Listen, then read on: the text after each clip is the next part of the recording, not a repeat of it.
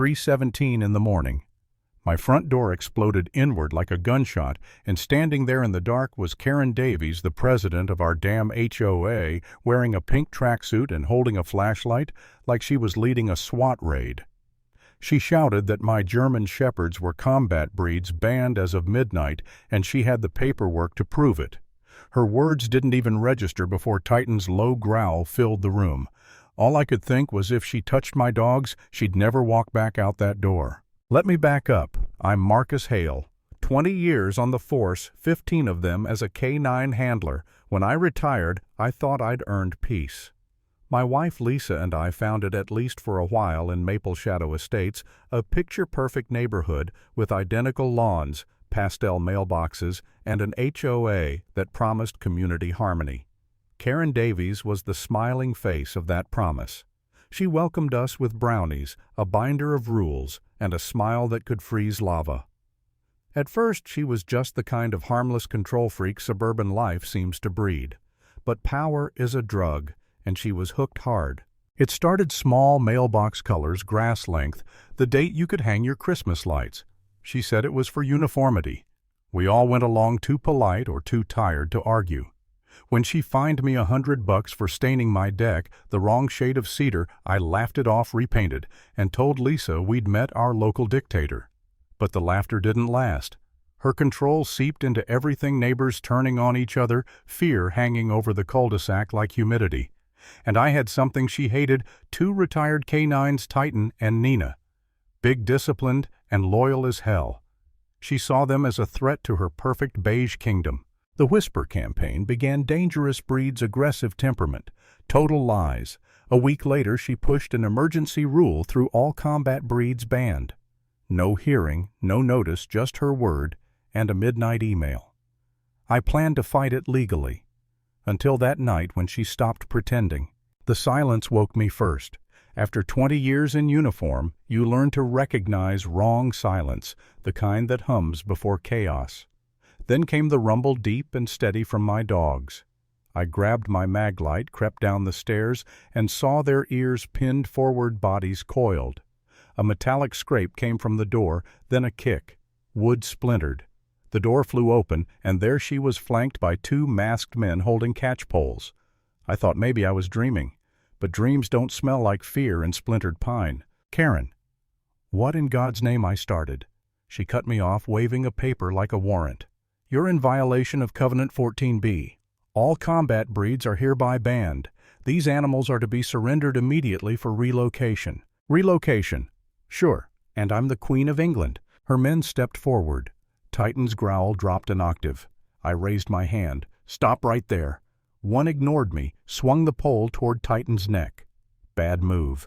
In a blink, Titan lunged not at the man, but the pole, his jaws crushing the aluminum shaft like tinfoil. The guy froze, eyes wide.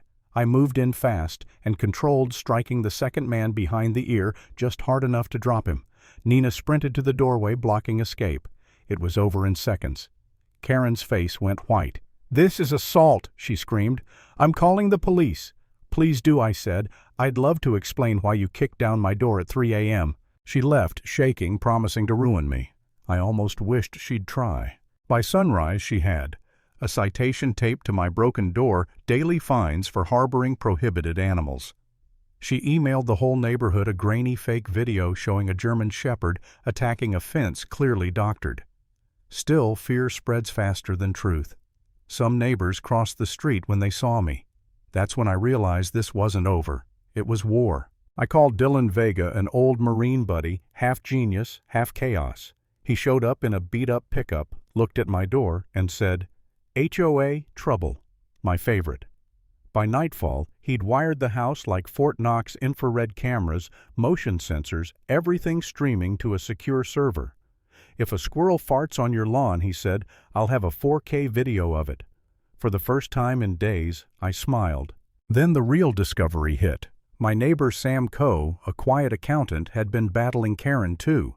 He told us she'd been blocking financial audits, moving HOA dues into community improvement funds. Dylan hacked their records. What we found made my blood run cold. Payments from the HOA's account to a shell company called Shadow Guard Solutions. the same company that paid deposits into the prison commissary of one Anthony DeMarco, an arms trafficker I'd helped put away 10 years ago, and Karen's maiden name, DeMarco. It all clicked. The rules, the fines, the harassment, none of it was random. She was his sister. She'd built this whole suburban kingdom to destroy me. That night I almost broke. Sitting there with Lisa and the dogs asleep at my feet, I asked myself if it was worth it. Maybe I should just move. Maybe I'd provoked her somehow. You spend enough years chasing monsters, you start wondering if maybe you've become one. But then I remembered DeMarco's eyes in court, pure hate, and how Titan's predecessor Rex had sniffed out the guns that saved lives. No, I wasn't wrong. I was tired, but I wasn't beaten. If Karen wanted a war, I'd give her one with evidence, not rage. Dylan. Sam and I formed a plan. We'd trace her money, find where she kept the stolen dogs she'd relocated. Meera Patel, a nurse neighbor, tipped us off to an old kennel on the edge of town, the Pampered Pooch. Dylan flew a micro-drone over it. The thermal feed showed dozens of dogs locked inside, and then, like a bad dream, Karen herself loading them into a van. Proof.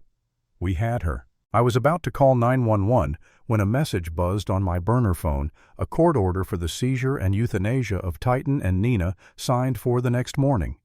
Falsified vet reports, a complicit judge, everything neat and legal. She'd outmaneuvered us again. If I called the cops now, she'd be out on bail before the ink dried, and my dogs would already be gone. I felt the world tilt like gravity had quit. Then another message came from someone inside animal control. Markham's partner is a rookie, name's Evans. He hates bullies. That was the crack we needed. We couldn't stop the raid. We had to let it happen on our terms. Dylan grinned when I told him the plan. You want to live stream the takedown. Exactly, I said. She wants an audience. Let's give her one. That night we packed the car, waved goodbye to Karen's spies like we were leaving town, then circled back and hid in the crawlspace under the porch. Dylan stationed 2 blocks away with the controls, every camera armed, floodlights primed. Lisa safe at Mira's, ready to call the cops the second I said go. Titan and Nina lay beside me, perfectly still, waiting. At 8:05 a.m., the animal control van arrived.